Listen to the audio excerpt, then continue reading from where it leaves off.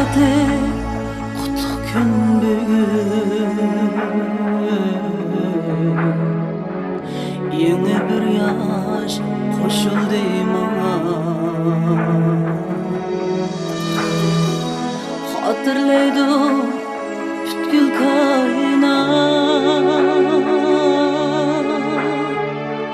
tuqqan kuningga muborak ona. Xosiyatli qutlug' kun bugun, yangi bir yosh qo'shildi menga. Xotirlaydi butkul koinot, tuqqan kuningga muborak ona. Ota qilding menga hayotlik,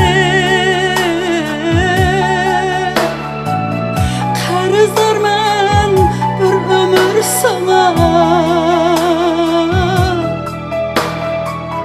Beralmadim boshqacha sovg'a, tuqqan kuningga muborak ona. Beralmadim boshqacha sovg'a, tuqqan kuningga muborak ona.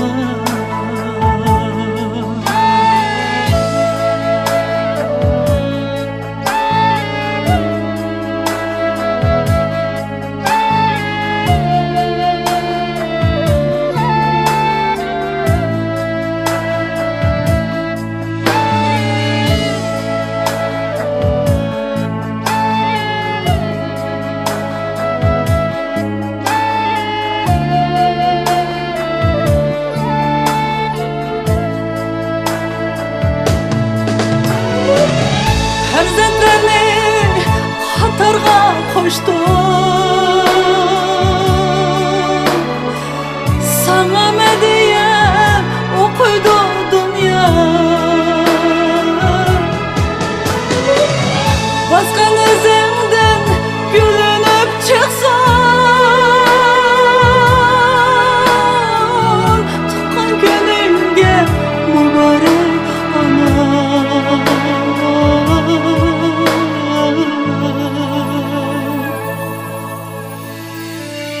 Bir buvoqni odam qilg'icha, qon ter to'kib tortdim ko'p jabon. Umidimni oqlayman cho'qib,